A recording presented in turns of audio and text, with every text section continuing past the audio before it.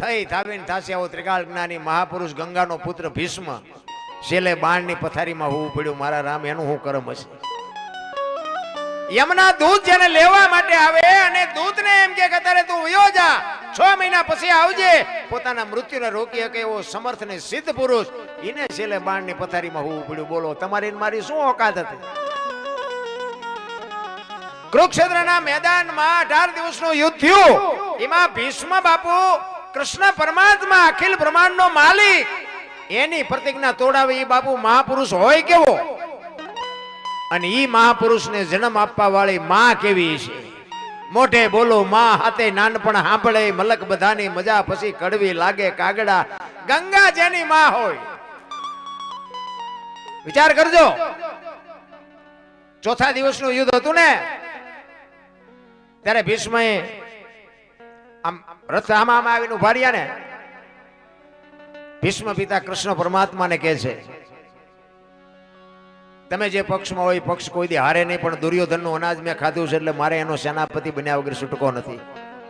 કૃષ્ણ પરમાત્મા કહે છે, ના દાદા, મારે એવું કાંઈ છે નહીં, હું તો અર્જુનનો રથ હલાવનાર સારથી છું, મારે કાંઈ કરવાનું નથી.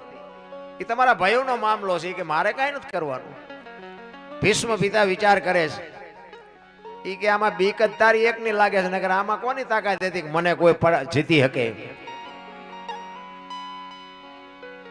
દાદા કે છે, કૃષ્ણ તમે હથિયાર ન પડે એવું બને નહીં. એ કે તમારી આમે હું પ્રતિજ્ઞા કરું, ગમે એવું યુદ્ધ જામ્યું હોય અને હું હથિયાર ન પડું એમ પાણીમાં આંજળી મૂકી. અને એ જ વખતે બાપુ ભીષ્મ પિતાએ પ્રતિજ્ઞા કરી હો, એ કે કુરુક્ષેત્રના મેદાનમાં બગડાટી બોલતી હોય તને જો હથિયાર ન ઉપડાવું તો હું ભીષ્મ પિતા નહીં, કે જ્યાં લખવું ત્યાં લખી લેજે. કેવો સમર્થ પુરુષ હશે! ચોથા દિવસનું યુદ્ધ હતું અને રાત્રિના સમયે કૃષ્ણ પર દિવસે ભીષ્મ પિતા કહે છે, કાલ પાંડવોને રહેવા ન દો, ન પાંડવી પૃથ્વી કરી નાખું. અને કૃષ્ણ પરમાત્મા મૂંઝાણા હો, એ કે દાદાએ પ્રતિજ્ઞા કરી, ચાલુ કાલનું શું પરિણામ આવે એ તો કઈ કહેવાય નહીં. બધા પોતપોતાની સાવણીમાં હુતા છે, પણ ભીષ્મ પિતાને બાપુ નિંદર, માફ કરજો, કૃષ્ણ પરમાત્માને નિંદર નથી આવતી. કુરુક્ષેત્રના મેદાનમાં પૂનમનો ચંદ્રમા ખીલ્યો છે અને અંજવાળી રાત છે, અને કૃષ્ણ પરમાત્મા કુરુક્ષેત્રના મેદાનમાં એકલા આંટા મારે છે. કાલનું શું કરવું, કાલનો શું નિર્ણય લેવો? એ આંટા મારતા હતા ને, એમાં એક સફેદ વસ્ત્ર પહેરી અને માં દેખાણી. કૃષ્ણ પરમાત્માને એમ થયું, અટાણે આયા કોણ? એ માં પાસે જઈને કીધું, કોણ છો? એ જગતજનની જોગમાયા બાપુ ઊભી થઈને કીધું કે હું ગંગા ભીષ્મની માં છું. અરે માં, તમે અટાણે આયા? એ કે મારો દીકરો અહીં પડવાનો છે કાલ, એટલે હું એના કાંટા ને કાંકરા વાગે નહીં ને એટલે વીણવા આવીશ. વિચાર કરજો, કૃષ્ણ પરમાત્માને બાપુ ઘુમરે નાખી દીધા હો. એ કે દીકરો કહે છે કાલ પાંડવોને રહેવા ન દઉં, માં કહે છે મારો દીકરો અહીં પડવાનો છે, આમાં સાચું શું? એ રાતે સાવણીમાં આવી અને અર્જુનને પાટું મારીને જગાડ્યો હોય કે એ ભીષ્મએ પ્રતિજ્ઞા કરી છે કાલ પાંડવોને રહેવા ન દો, અને તમે હાર્યો. એ કે હુતા છો, તમને નિંદર આવે છે? અર્જુન કે તમે તો જાગો છો ને, અમારે શું જાગીને કામ છે? અને જેનો ધણી જાગતો હોય ને બાપુ પછી વાય બહુ ઉજાગરા કરવાની જરૂર નહીં. અને અર્જુનને કૃષ્ણ પરમાત્મા કહે છે કાલ શિખંડીની આગેવાની રાખજે. અર્જુન કે શું અમે બંગડીયું પહેરી છે તે આગળ અમે શિખંડીને રાખી? કૃષ્ણ પરમાત્મા કે ભાઈ હું કહું એમ કરીને ને કે ભીષ્મ પિતા દડે રમે એવું કરી નાખશે, કોઈને રહેવાય નહીં દે. હવે તમે કેટલા બળુકા છો એ મને ખબર છે. હવારમાં હુરનાણ ઉગે ભલ ઉગ્યા ભાણ, ભાણ લતું હારા ભામણા જીન મરણ લગમાણ. ઈ રાખજે કસબ રાઉ ઉગોય તું હરવાડ, અંધાળા ગયા જળવાડ, જળાળ જળાળ કિરણો મીડ્યો પાથરવા. હામ હામા રથ આવીને ઉભા રહ્યા. અને આમ જ અર્જુનના રથને આગળ જોયો ને બાબુ, આગળ શિખંડી હતો ને ભીષ્મએ હથિયાર મૂકી દીધા કે આવા બાયલા આગળ રાખીને મારી આમે લડવા આવો છો. અને પછી કૃષ્ણ ભીષ્મ અર્જુનને કહે છે કે હવે માર બાણ. ઈ કે પણ હથિયાર મૂકી દીધા. ઈ કે મૂકી દીધા એટલે જ કહું છું, નકર એની તમારી કોઈની તાકાત નથી કે એને તમે મારી શકશો. અને રૂએ રૂએ બાણ માર્યા, ભીષ્મ પડ્યા. અને અર્જુન કૃષ્ણ પરમાત્માની બાપુ ભીષ્મની પાસે જાય છે. અને ઈ જ વખતે બાપુ જગતજનની જોગમાયા ગંગા માં પ્રગટ થયો.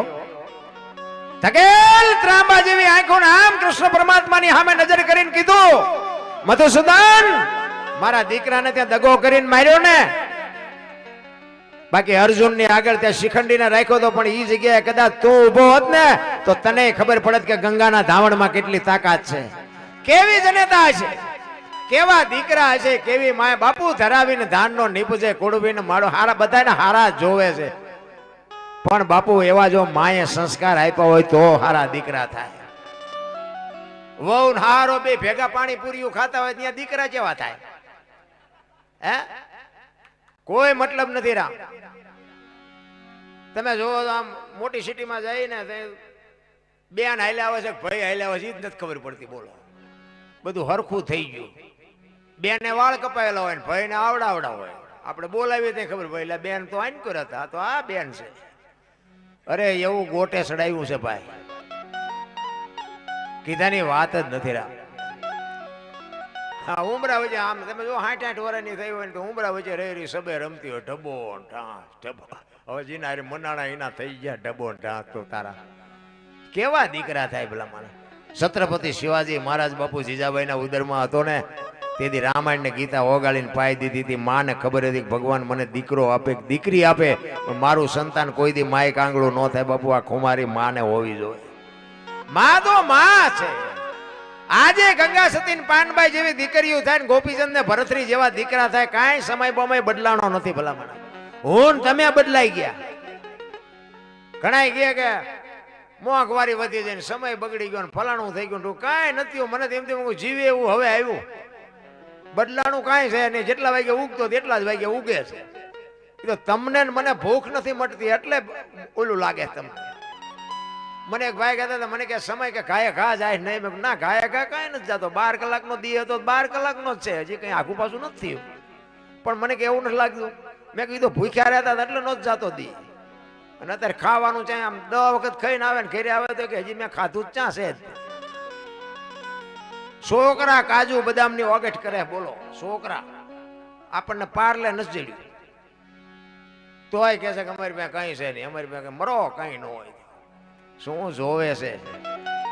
અરે તમને કહું. અને અત્યારે તમે જો તેથી 2 ટાઈમ ખાવા નતું મળતું ને તોય કોઈ દાણા નથી જોરાવતા. તમારે ત્યાં ગમે એમ હોય, અમારે ત્યાં ઈ લેન લાગી દાણા જોવાય. અમને શું નડતું છે અમને? એટલે પણ તમારે મૂક્યાનો માર્ગ નથી, નડે છે શું? માં અને બાપ ને રોટલા દો 2 ટાઈમ, સારું કઈ બાપુ જિંદગીમાં કઈ નડે નહીં. હું તો એમ કહું તમે સવારે તમારી માં ને જનેતા ને બાપુ પગે લાગીને જાઓ ને, આખી દુનિયામાં ક્યાંય પગે ન લાગવું પડે, આપણી ગેરંટી ભલામણ. માં છે એ તો માં છે બાપુ. આપણા સદગુરુ હોય ને, આપણા સતગુરુ એટલે 7મા ગુરુ થયા. તો આગળના 100 ગુરુ ક્યાં? 1 2 3 4 5 6 7 એવી રીતે આવે ને. 5 6 જાય પછી 7મો આંકડો આવે ને. પેલો ગુરુ છે ને એ જ માં છે. તમારે મારી આ દુનિયા બતાવવા વાળી માં છે. પેલો ગુરુ છે એ માં છે. બીજો ગુરુ છે એ બાપ છે. જન્મ થાય ને ગળુતી પાય ને 3જો ગુરુ છે. અક્ષર જ્ઞાન આપે ને 4થો ગુરુ છે. ધંધો શીખવે એ 5મો ગુરુ છે. કંઠી બાંધીને કાન ફૂકે ને 6થો ગુરુ છે. અને તારું મારું મટાડીને આ વિધિના ચકડામાંથી બહાર નાખી દે ને ગોપીચંદ ને ભરતરી જેવા દુનિયામાં પૂજાડી દે ને એ સતગુરુ. 7મો ગુરુ મા બાપ છે. આપણા ગુરુ છે 100%. પણ મા બાપ છે ને જન્મ આપી શકે, લાલન પાલન કરી શકે, ઉછેર કરી શકે, ઓળખાણ ન કરાવી શકે. ઓળખાણ માટે સદગુરુની જરૂર પડે. ગુરુ વિના બાપુ ઓળખાણ ન થાય. હું કોણ છું, ક્યાંથી આવ્યો છું, ક્યાં છું ને ક્યાં જવાનું છે, આની માટે બાપુ સદગુરુની જરૂર પડે. આ ભજન છે ને, ભજન બધા સાંભળ્યા હોય, બાકી યાદ ન રહે. અને યાદ ન રહે અને સમજાય નહીં. આના માટે સદગુરુ જોવે. એક વાણી એવું કહે છે, પેલા મેં જન્મા પછી જન્મા બડા ભાઈ ધામધૂમથી, મારા બાપા જન્મા પછી જન્મી મારી માં. વહા ભાંગી નાખે કે નહીં કોક? પેલા હું જન્મ્યો, પછી મારા મોટા ભાઈ જન્મ્યા, પછી મારા બાપા જન્મ્યા, પછી મારી માં જન્મી. આવું હોય? અમે કહી છીએ હોય. એમાં તમને ન સમજાય તમારો પ્રશ્ન છે. આ સમજવા માટે સદગુરુ જોવે. આવો મદાર છે મજામાં. આને સમજવા માટે સદગુરુ જોવે. ભોળાનાથ નો દીકરો કે ગણપતિ, અને ગણપતિ નું માથું કે ભોળાનાથે કાપ્યું. અને હાથીનું કે લગાડ્યું ફોટામાં જોઈ મૂર્તિમાં જોઈ ફોટામાં જોઈ મૂર્તિમાં જોઈ તો હું એમ કહું છું કે હાથીનું લગાડ્યું પેલું કાપ્યું ત્યાં જ નહીં પડ્યું હોય તમને કેમ લાગે અને માણાના શરીર ઉપર હાથીનું માથું આવડું હોય ફિટ થાય છે હાવ સાચું 100% સાચું છે હાથીનું જ લગાડ્યું છે પણ આપણા ચકડા ગઈ ગયા એટલે નથી સમજાતું આની માટે સદગુરુ જોવે ને કે હાથીનું કાપીને લગાડે તો ઓલું કાપેલું એ ભોળો નાથ બાપુ ઈ નો ચોટાડી શકે આ સમજવા માટે સદગુરુ જોવે કારણ કે વાણી છે ને વાણી માથે મહાપુરુષોએ પડદો રાખ્યો છે અને પડદો છે ને એ સદગુરુ મહારાજે જ આગો કરી શકે તમારી મારી તાકાત જ નથી સદગુરુની કૃપા હોય ને તો જ તમને સમજાય બાકી ન સમજાય એટલા જ માટે મહાપુરુષોએ ઘણી બધી વાત કરી છે પણ જેટલા મહાપુરુષોએ દિલથી બાપુ હાથ કર્યો ને હું તો એમ કહું કે આજે આવે નાભીથી જો તમારો અવાજ હોય આ આવડા મોટા કાર્ય શું તમારી તાકાતથી થાય છે એ વ્યામમાં ન રહેતા કે આ મેં કર્યું એ એવી ચેતના કોઈક ભેગી હોય તો થાય બાકી રૂપિયાના ઘર ભર્યા હોય તો ન થાય ખોટી વાત છે એ તો બાપુ આ અબોલ જીવને રોટલા ખવડાવો ને એની દુઆ તમારું કામ કરે એવા સંતની બાપુ ચેતના હોય ને ચેતના તમારું કામ કરે તમારે તો આગળ હાલવાનું હોય બાકી લાઈન દોરી બધી અહીંયાથી મળી જાય સંસ્કાર બાપુ છે ને આવા કંઈક કાર્ય કરતા હોય ને તો જ બાપુ તમારી પેઢી કંઈક વ્યવસ્થિત થાય ને કે આવાડા ડાટા કાઢે એવી થાય એમાં કઈ વળે નહીં દીકરા કહેવાય 2 છે 5 છે પણ 100 ગ્રામ હળદર કોઈ આપે એવા ન હોય એ દીકરા હોય તો શું ન હોય તો શું કઈ ફરક નથી પડતો